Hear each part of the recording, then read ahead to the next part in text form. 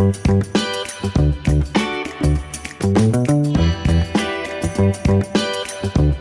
diagnóstico de salud mental, la depresión es relativamente reciente. Comenzó a consolidarse a inicios del siglo XX y antes muchos de estos cuadros eran asociados a la entonces llamada neurastenia.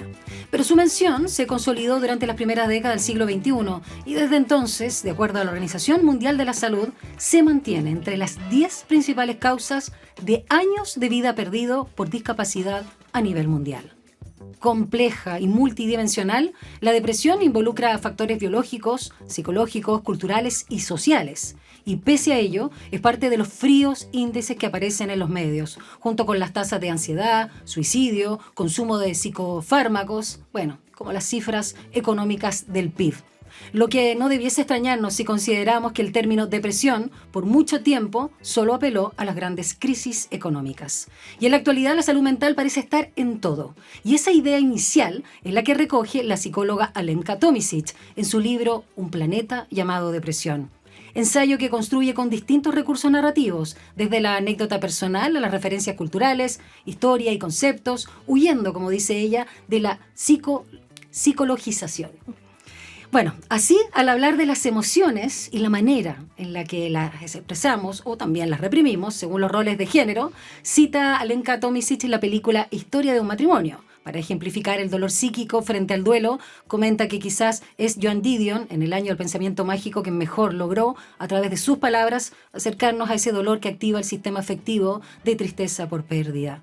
Y cuando Tomisic se adentra en algunos de los síntomas de la depresión, hace referencia al cuadro Nighthawks de Edward Hopper, donde los clientes de un clásico diner gringo, cual halcones nocturnos, encarnan la soledad y el aislamiento, lo mismo que William Stoner, el protagonista de la novela de John Williams.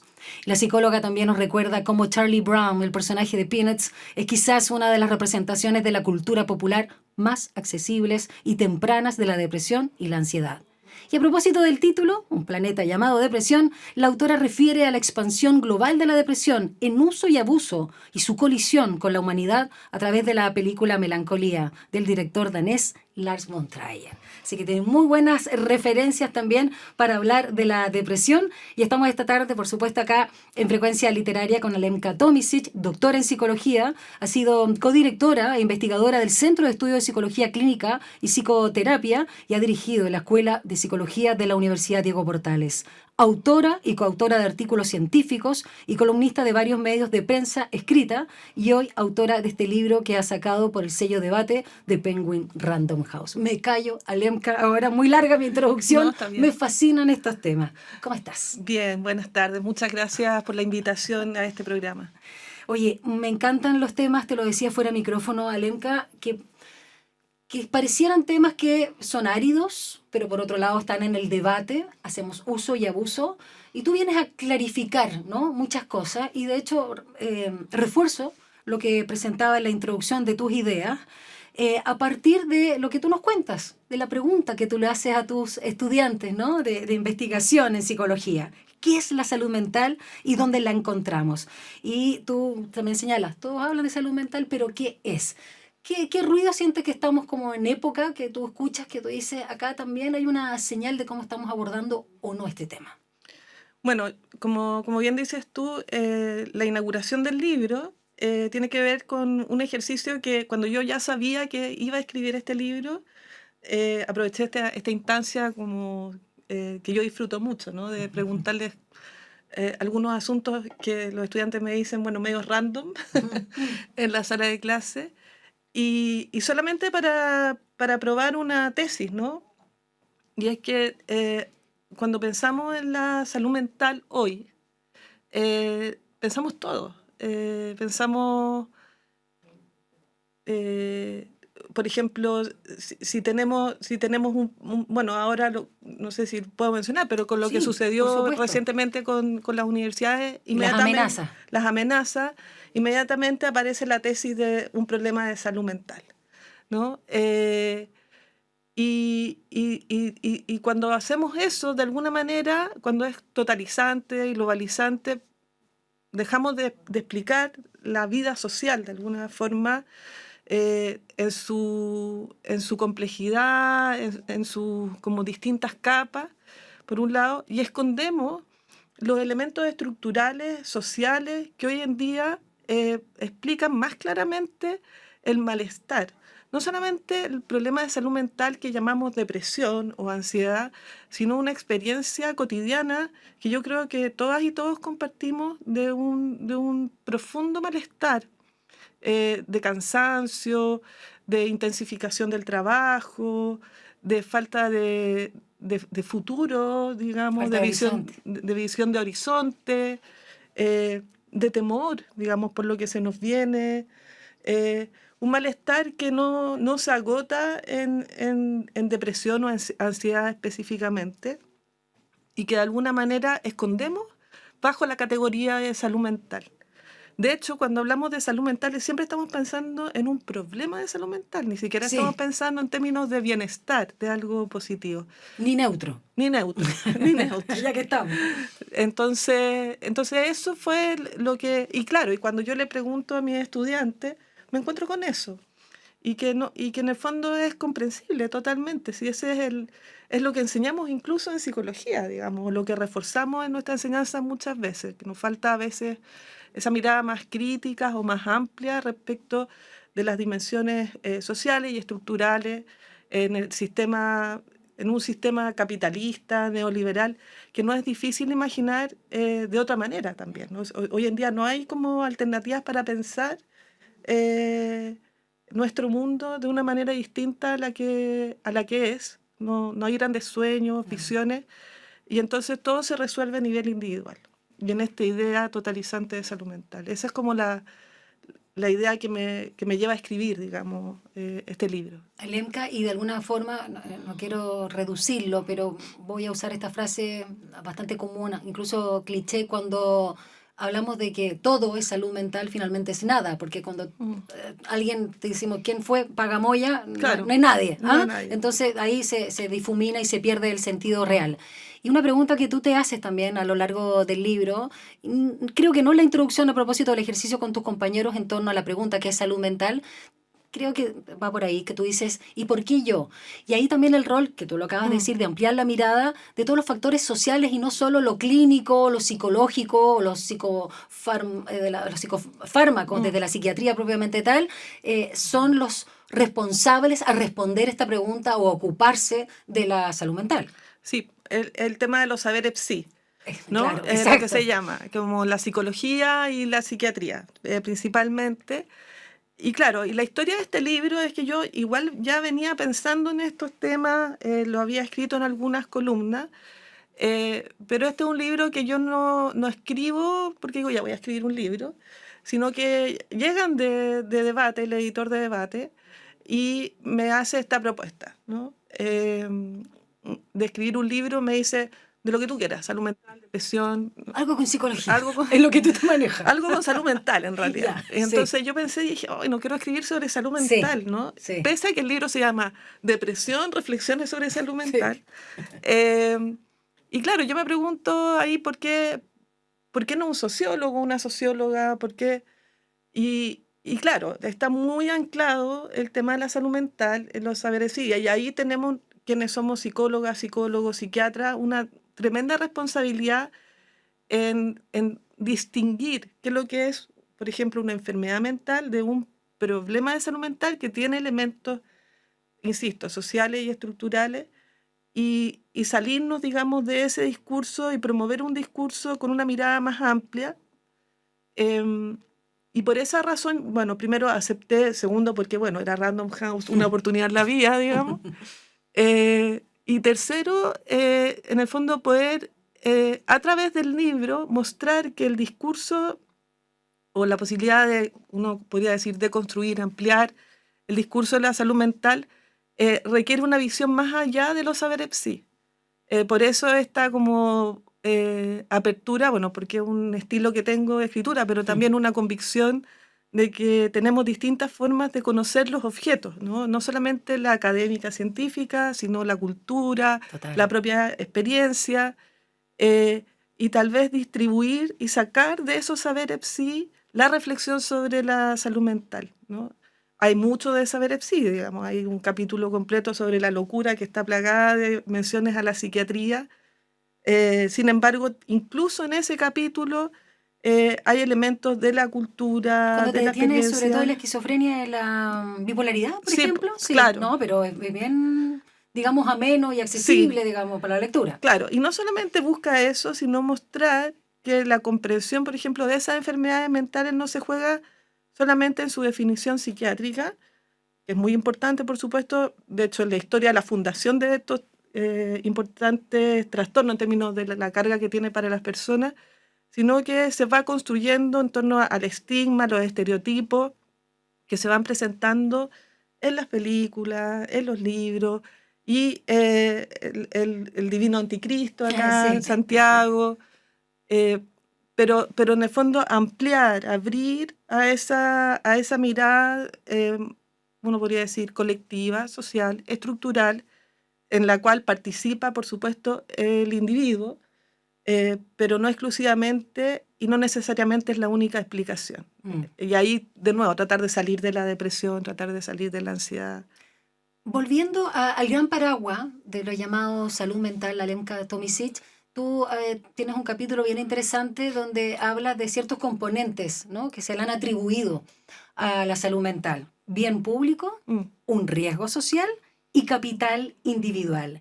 Y hablemos un poco también de algunos que se contradicen a propósito del riesgo social, este marco, ¿no?, mm. conceptual en los contextos que estamos viviendo, por lo menos del siglo XX, con este cuarto que llevamos del XXI, entender que esta categorización con estos elementos a lo mejor reduce o se pone muy rígido, ¿no? Mm. Hablemos un poquito de estos conceptos o elementos de la salud mental. Claro, lo que pasa es que estos tres como dimensiones de la salud mental, particularmente, por ejemplo, el de riesgo social, supone una atención a la salud mental más directamente o al bienestar de manera más amplia, eh, en función de que, por ejemplo, los problemas de salud mental reducen la productividad en el trabajo, o los problemas de salud mental atentan contra el estudio, en el caso de estudiantes universitarios, estudiantes de colegio. Es decir, siempre o de alguna manera se tiende a pensar la salud mental en términos de sus costos.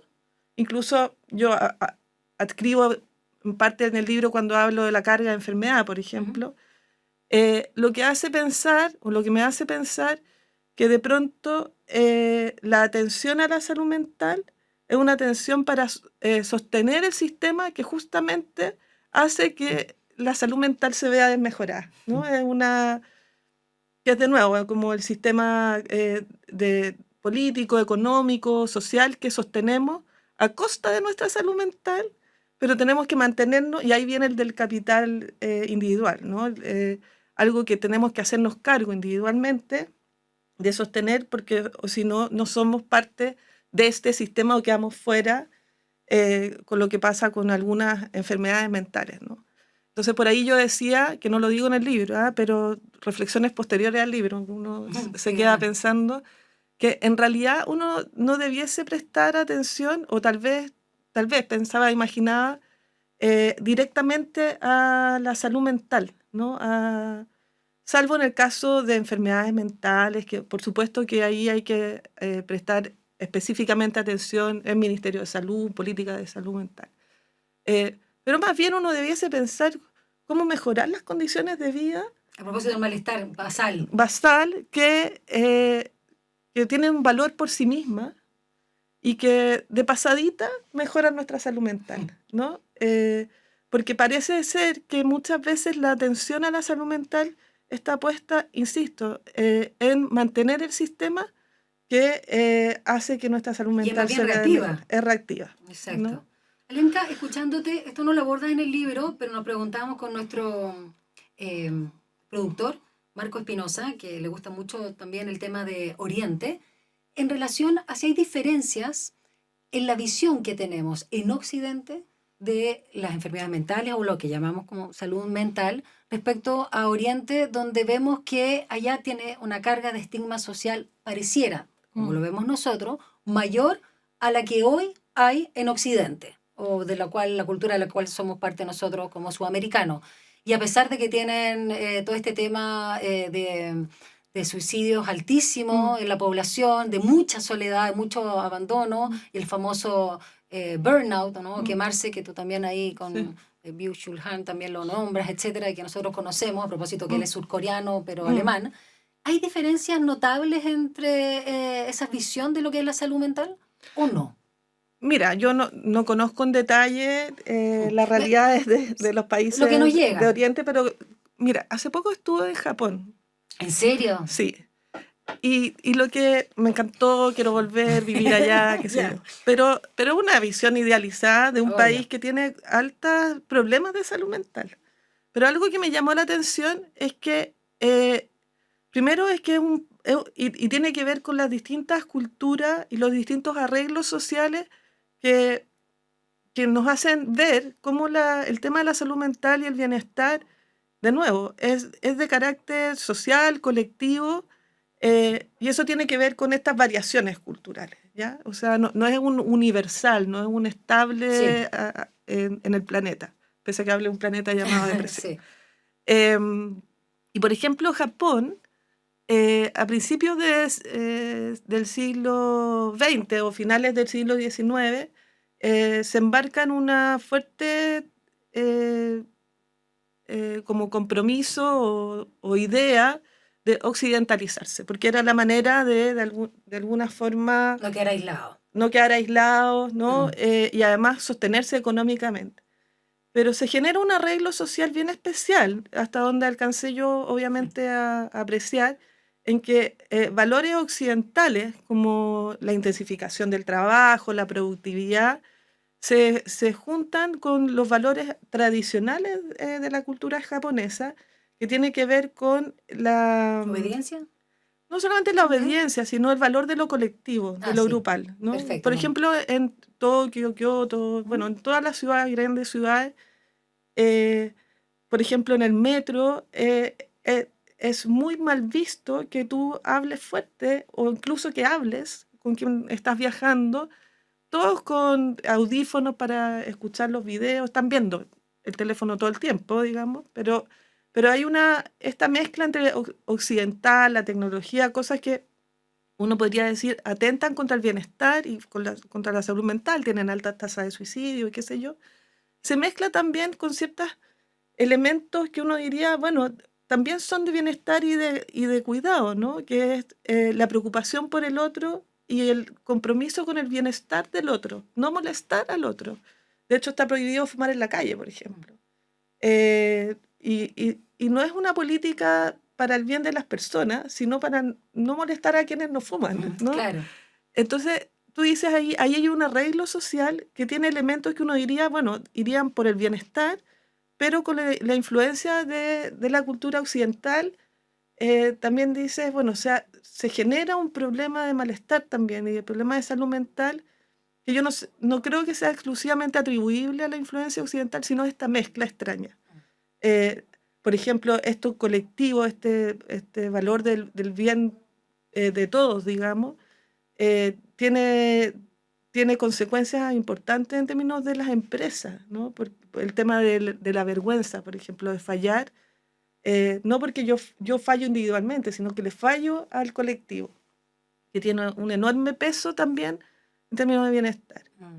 Eh, entonces yo me imagino que esos distintos arreglos, hoy en día los países de Oriente tienen siempre alguna influencia de lo occidental, digamos, el mundo se ha globalizado, y me imagino que esos arreglos sociales hacen de la comprensión de la salud mental distinto, pero no menos problemático. A eso me quiero Se referir. entiende.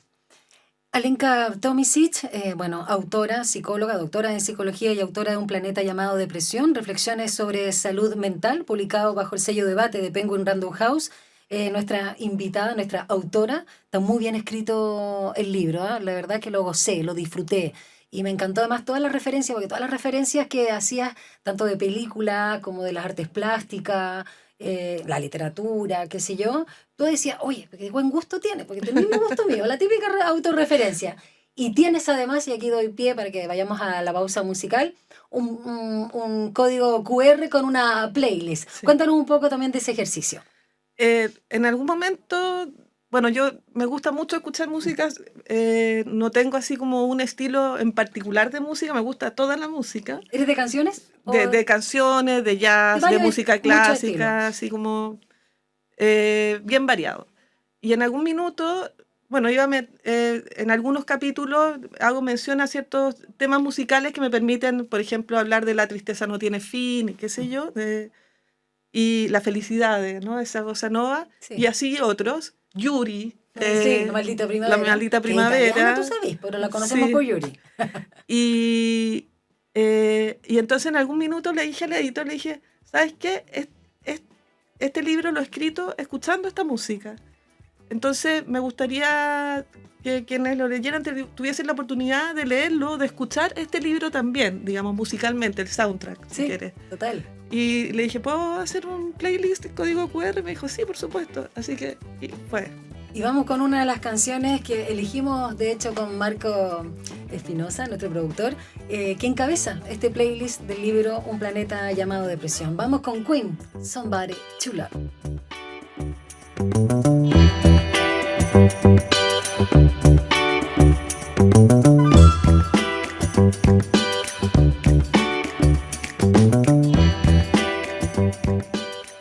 Bueno, estamos de vuelta acá en Frecuencia Literaria por Radio USACH con Alemka Tomisic, la autora de esta tarde, con su muy buen libro, se lo recomiendo. No crean que es un ladrillo, no crean que es algo pesadísimo o para expertos. Yo no soy experta, pero me gusta mucho todos los temas que tienen que ver con la psicología y además con referencias culturales bien exquisitas, que es Depresión, un planeta llamado Depresión, a propósito más de la película de Lars von Trier, que cuando la vi, y tú la describes muy bien, Alemka. Y tienes un capítulo muy interesante que creo que también es bastante innovador, que se llama El cuerpo, un cuarto para la salud mental. Y ahí habla de la eterna, ¿no? Conversación, un debate entre mente y cuerpo, y que en la ciencia contemporánea, sin embargo, ya se ha vuelto imposible sostener esta dualidad, como la cosa binaria. También hablas de la literatura y de la inacción, concepto que no conocía de la dupla Varela y Humberto Maturana, que es, dicen, ¿no? La inacción inseparable de la experiencia corporal y que enfatiza el conocimiento en la acción de los seres vivos que realizan o que realizamos, ¿no? Con la interacción con el entorno, incluidos nosotros los seres humanos. Y bueno, también hablas del estrés como un término multiuso en ese capítulo.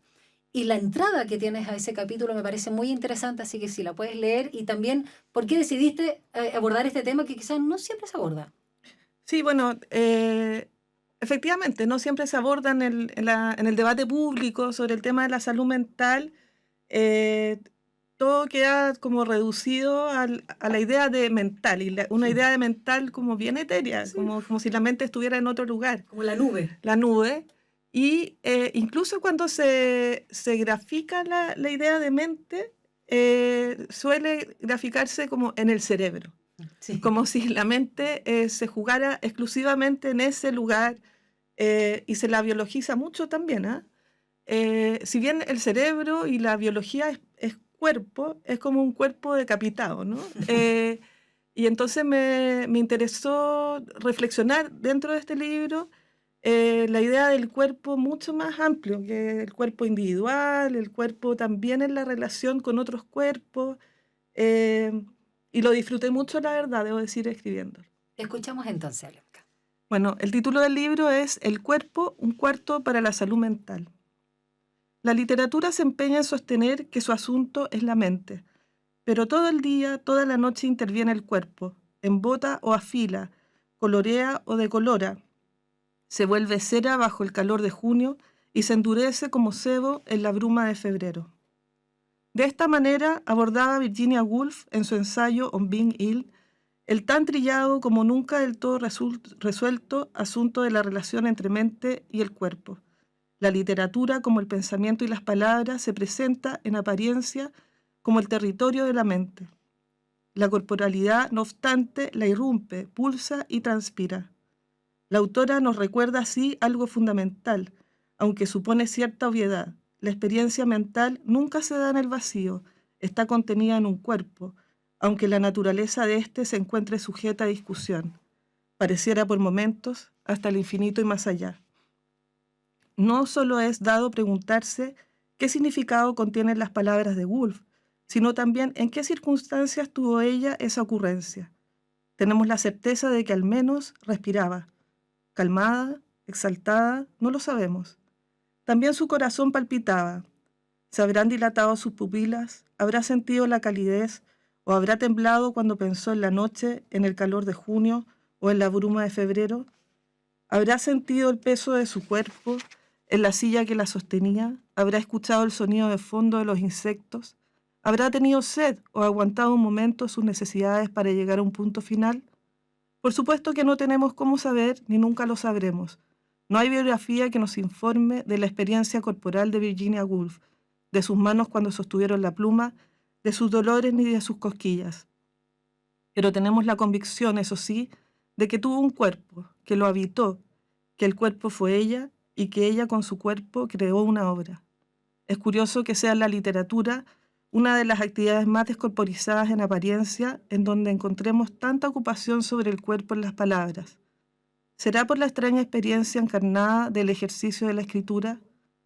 Antes el lápiz y el sonido del roce en el papel, hoy por hoy el contacto de las yemas de los dedos con el teclado, la rara sensación del espacio entre las ideas, el sonido suave de las teclas y la aparición veloz de las letras cuya tipografía nada tiene que ver con, por ejemplo, mi caligrafía de colegio de monjas. Y sin embargo, y pese a la lucha con los pensamientos que van y vienen, más o menos afortunados, escribir es placentero en el sentido corporal, al menos para mí. Qué precioso ese capítulo. Y quiero tomar justamente el ejemplo de lo que representó también para ti y que la tomas como artista, Virginia Woolf, con otro de los capítulos, cuando hablas de la locura en la fiesta del té. Y no solo eso que habíamos nombrado de la esquizofrenia y la bipolaridad, pero sí como ejemplo, pero sobre todo la relación, ¿no?, entre locura y creatividad. Y tú das unos ejemplos también bien interesantes sobre algo biológico, que me parece bien interesante, pero me quiero ahora detener más bien en la evidencia, ¿no? Porque tú dices, la casuística insiste, estas son tus palabras, en conducirnos a la conclusión de que la creatividad y la genialidad artística ocurren en la locura o demandan el sacrificio de la estabilidad emocional ahí a costa del sexo, alcohol y rock and roll, etcétera.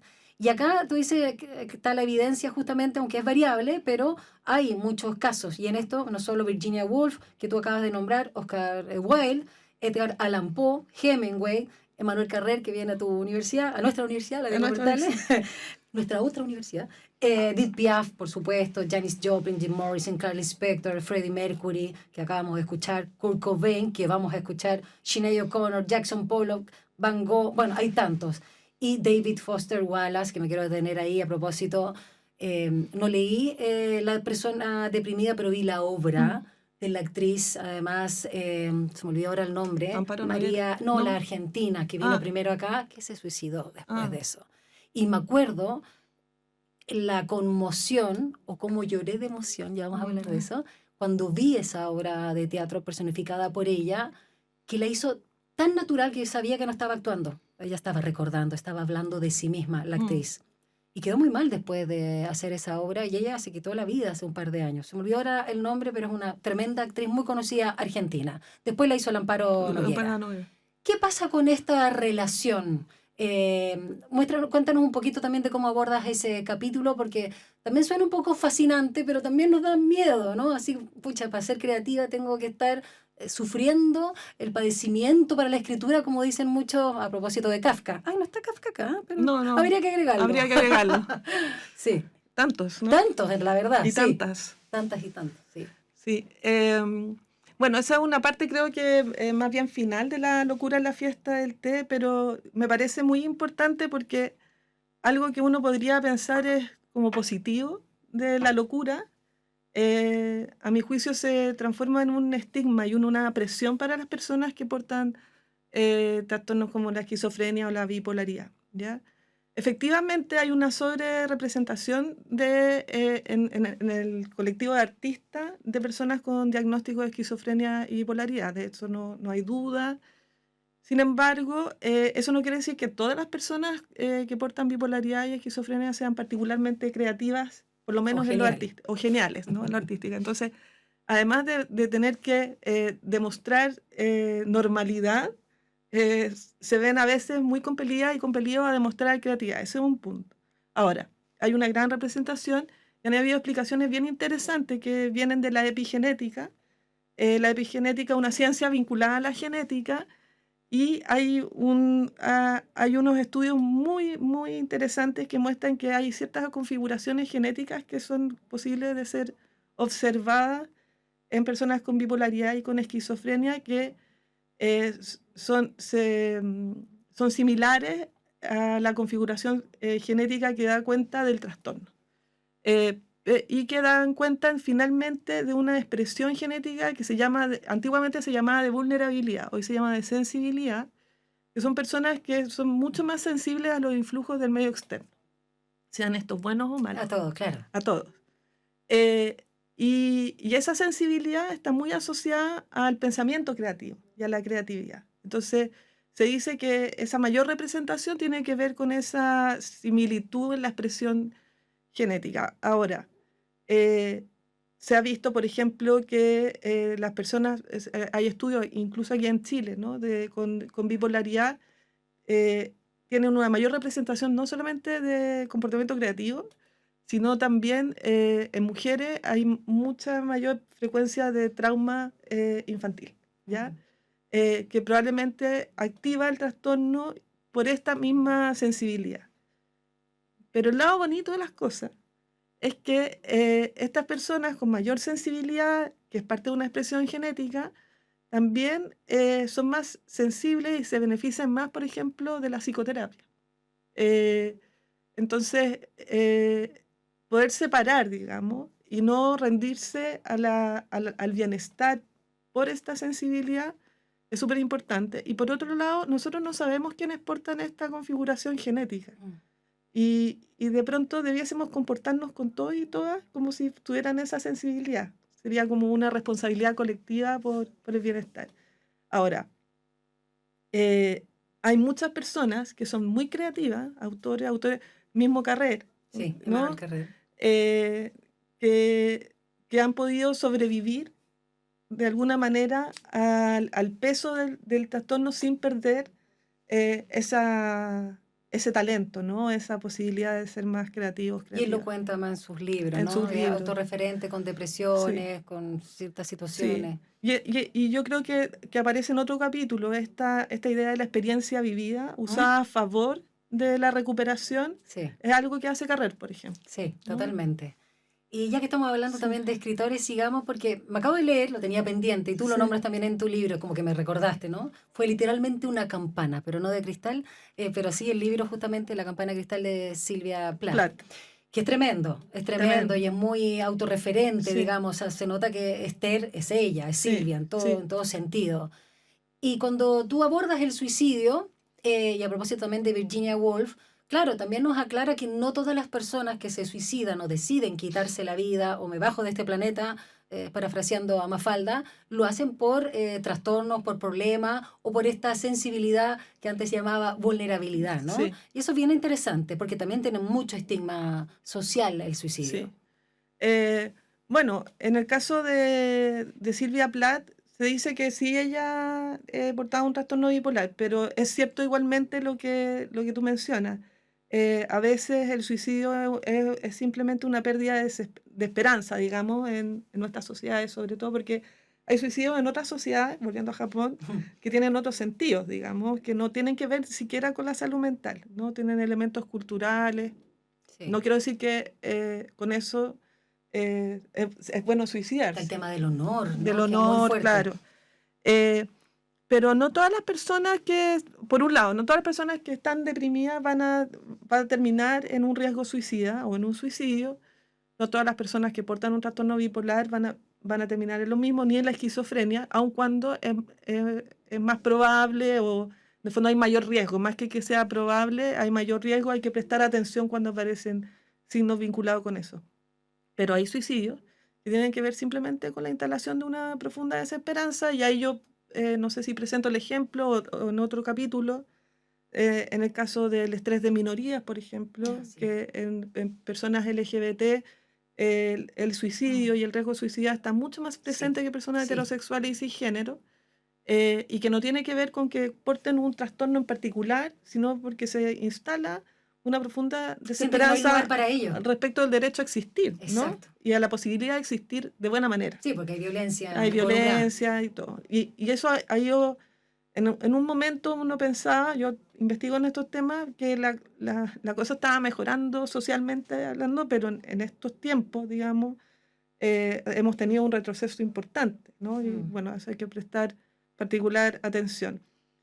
En el caso de Silvia Plata, además, un amigo de ella, yo lo cito, escribe un libro, y en ese libro sobre suicidio, y en ese libro él plantea que su interpretación es que Silvia Plath, por las condiciones de su suicidio, por cómo cuidó a los hijos en el momento, no estaba buscando, y eso pasa mucho, ¿no? Es un profundo dolor psíquico que no necesariamente busca la muerte, sino que busca el alivio, y en ese sentido busca también una ayuda, que es un intento que termina con la muerte, pero no necesariamente en algunos casos sí, pero no en todo el deseo es la muerte, sino que es el alivio de ese dolor. Y eso es lo que planteaba, ¿no? Con la metáfora de la campana de cristal. La campana de cristal, claro. Esther, que es su alter ego, ¿no? Uno lo entiende perfectamente como alter ego de Silvia Plath. Volvamos a la depresión, Alemka, cuando habla justamente de la sobremedicalización, ¿no? Y particularmente sobre el Prozac y la sertralina. Y ahí hay algo bien interesante que tú dices respecto a lo que hacen los remedios en general en nuestro cuerpo, sobre todo lo que llaman, ¿no? Y se venden como antidepresivos, y que es una idea que comienza en la década de los 60, pero que se refuerza en los 90 con el tema de estos inhibidores selectivos de la recaptación de la serotonina. Dice aquí, tú dices, ¿no?, que llevó a la inusitada popularidad de estos medicamentos antidepresivos. Expliquemos un poquito ahí también el tema de por qué las personas que lo consumen sienten que funcionan, pero ojo ahí con lo que realmente están haciendo. Sí, a ver, solamente una advertencia. Con esto yo no quiero decir que las personas que en este minuto están tomando antidepresivos corran y los boten y los dejen de tomar, porque es muy peligroso. De hecho, han habido cambios también en los criterios de medicación psiquiátrica, digamos, y se han ido cambiando los antidepresivos justamente por esto que voy a explicar a continuación, y hoy por hoy se usan cada vez más reguladores del ánimo, que es otra línea de medicamentación para quienes lo requieren. Que están más relacionados un poco con la bipolaridad, lo que se con la bipolaridad, pero que en el fondo entendiendo también la depresión como parte de un trastorno anímico. Exacto. ¿No? Y lo que sucede es que lo que se ha visto es que estos medicamentos con metaanálisis, que son acumulación de muchos estudios, la verdad no explican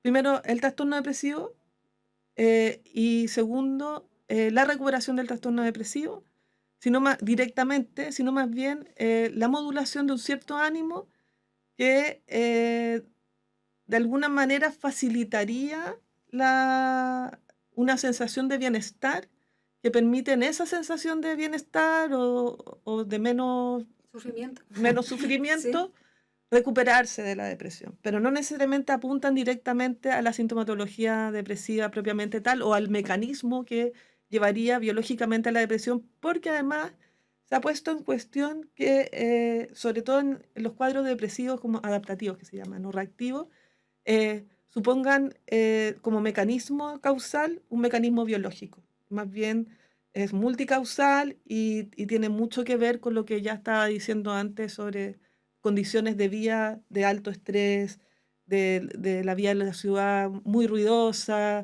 de la intensificación del trabajo, de las exigencias de los estudios. El estrés, otro término, perdón, multiuso. Tú lo señalas, multiuso, ¿no? A propósito de la depresión, de que es todo. Todo. Sí. Y que es más moderno, yo diría que va a ir reemplazando a la depresión, fíjate como término, para hablar de la salud mental. Y entonces van a decir, y además hay ciertas como planteamientos de que podrían causar cierta como adaptación al medicamento y a requerirlo cada vez más, ¿no?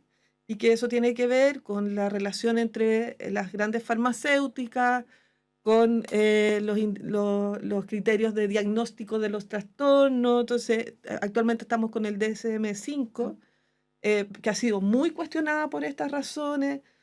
Entonces, de nuevo, hay un uso del trastorno que yo creo que los saberes sí, los psicólogos, psiquiatras sí, hemos de alguna manera reforzado y ampliado y generado esto de que me siento mal, tengo este malestar y entonces voy al psiquiatra, me da un medicamento y vuelvo a ser útil a la sociedad. Esa es la crítica de la medicalización y esa es la crítica particular con estos medicamentos antidepresivos, eh, que justamente la definición de la depresión avanzó con la formulación de estas moléculas, de estos medicamentos. Terminemos arriba, Sí. ¿te parece? Hay un capítulo muy bonito cuando tú hablas de la naturaleza, que es antidepresiva. Y acá tú hablas de las ventanas, das un ejemplo, entre otros, digamos, capítulos donde también están, tú generosamente compartes temas de tu padre, tu infancia, bueno, distintas cosas, y acá también algo que tiene que ver con el espacio donde uno habita, y las ventanas, y los baños de bosque. Hablemos un poco, porque ya que estábamos hablando de los medicamentos, hay otras situaciones gratis, si es que podemos, porque hay gente que obviamente no está en un colegio y sabemos que no hay ventana, por Sí. decirte cualquier cosa, o no tiene áreas verdes. Pero dejemos esas posibilidades también para que nos ayuden justamente a regularnos, a sacar el estrés, ya que estabas hablando de lo mismo, y a propósito de lo que decía al inicio, ¿no? De hablar de aquello que nos ayuda a contrarrestar el malestar. Sí. Bueno, sí, a mí también me gusta mucho ese capítulo. Ese capítulo parte hablando de la desesperanza, en realidad, y de la crisis climática, Sí. y de todo La lo que falta de estamos, la falta de horizonte, horizonte. sí. Y justamente yo ahí buscando así horizontes, dije, a ver, ¿qué horizontes tenemos? Me encontré con las ventanas, con una propia experiencia con la ventana de mi departamento, digamos, que está rodeado de edificios, pero alcanzo a ver la cordillera. Y, y busqué unos estudios, fíjate, dije, debe haber algún estudio sobre las ventanas, regulaciones, y me la encontré. Y ahí aparece algo que tenemos muy a la mano, que es justamente poder buscar en estas ventanas, aun cuando tengamos edificios, casas, qué sé yo, esa mirada de horizonte, que también nos hace, por ejemplo, cuando vamos a la playa, si podemos ir, cuando miramos el sol, o sea, la puesta de sol, el horizonte del mar, esa mirada como también nos baja la cantidad de estímulos, pero también nos permite tener una mirada Profunda, futura, y una profundidad. una profundidad, ¿no es cierto? De campo. Y como digo en el libro, eso es una intuición que viene de mucho antes, ¿no? En el arte, ¿no? Los cuadros con ventanas, con mujeres mirando, con las cartas atrás, como muy introspectivos. Y eso es una posibilidad que tenemos y que yo creo que en las ciudades se ha ido cada vez más teniendo conciencia de ello. Lamentablemente, tú dices, terminemos arriba, pero voy a decir una cosa de abajo. Con la canción vamos a terminar abajo también, no te También, preocupes. lamentablemente, y como lo muestro ahí, esa capacidad, esa posibilidad en la ciudad para no tener que salir, porque necesitamos diariamente tener ese contacto, no está distribuida de manera igual, por ejemplo, en Santiago, Sin ¿no? duda. Hay barrios que en el fondo no tienen mucha vegetación, que sufren de mayor calor, están más expuestos a los influjos del cambio climático, de la crisis climática, pero con todo hay una cierta conciencia de que hay que avanzar hacia allá. Y sobre todo, a mí lo que me pareció más interesante es no hacer así como tratar de no hacer la distinción mente-cuerpo, no hacer la distinción entre la ciudad y la naturaleza y hacer que la naturaleza sea parte de la ciudad, digamos, como un nicho ecológico, y bueno, los baños del bosque que están muy de moda y que lo podemos tener, por ejemplo, voy a hacerle publicidad a otra universidad, pero en el San Joaquín, en la Universidad Católica, crearon unos bosques chiquititos con unas rutas para que los estudiantes tengan baños de bosque. Qué rico. Acá en la USACH, Bueno, en el campus, campo tienen es baños naturalmente tienen posibilidad de baños de bosque sí, naturales, ¿no? total. O sea, entonces yo creo que son como cuestiones que hemos aprendido a propósito como de buscar tratamientos, terapias, pero que podemos conectarnos en términos de su carácter más de sentido común y natural, ¿no? Que cuando uno está muy cansado, hace bien salir a caminar y mirar los Yo piso el arbolitos, pasto. por ejemplo. Es un placer en todos los Sí. sentidos. Y un placer también, en muchos sentidos, leerte. Realmente muy buena pluma, Alemka Tomisic. Te Gracias. felicito, yo lo pasé bien Qué bueno. leyendo tu libro, aparte de que aprendí, sin duda, y me hizo pensar sobre cómo estamos abordando también este tema, no solo en mi biografía, sino sobre todo el factor, ¿no?, social que tú también planteas con mucha fuerza, que es lo que nos hace mucha falta. Y nos vamos a despedir a Alemka Tomisic, autora de Un planeta llamado Depresión, reflexiones sobre salud mental que lo encuentran bajo el sello Debate de Penguin Random House, con otra canción que está dentro de tu playlist que nos regalas en el libro, con ese código QR, de Nirvana, y que a propósito de que estamos hablando de Prozac y sertralina, está Litio, y tú decías que es una canción que obviamente la conocía, es de nuestra generación, de nuestra época, los 90, qué sé yo, pero le pusiste atención. ¿Qué te pasó con Lithium? O sea, la estaba escuchando un día, no escribiendo el libro, sino como apareció nomás de mis otras playlists, y de pronto empiezo a escuchar Estoy tan feliz, y mis amigos, y después escucho Litio, y fue como no lo había escuchado antes, y dije, bueno, esto está pintado para el capítulo, así que lo incluí. Eso, entonces presenta tú la canción para despedirnos, gracias a Alemka Tomisic. Esta canción, bueno, se llama Litio, en inglés Lithium, y es de... Ay, se me fue el nombre. Nirvana. De Nirvana. Y es parte del capítulo La locura en la fiesta del té, y tiene que ver con un medicamento que ha sido muy valorado y en los últimos años, que es el litio, y que ha sido muy bueno, digamos, para el tratamiento del trastorno bipolar, pero que está dotado de mucho estigma, y que hoy por hoy lo escuchamos a propósito de otros temas que no tienen que ver con la salud mental.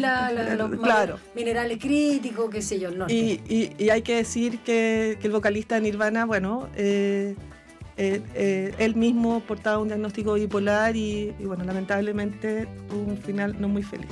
Me acordé del supermercado cuando fui a buscar, no nos publicita, 7-Up, a ver si tenía todavía carbonato de litio. Pero sí, parece que no. No, ya no. Hay una historia ahí, bueno, invitar a leerlo, una historia muy interesante de cómo llega el litio a convertirse en un medicamento. Gracias, Alemka. Que te vaya muy bien. Gracias. Nos despedimos entonces con Nirvana. Estás Litio.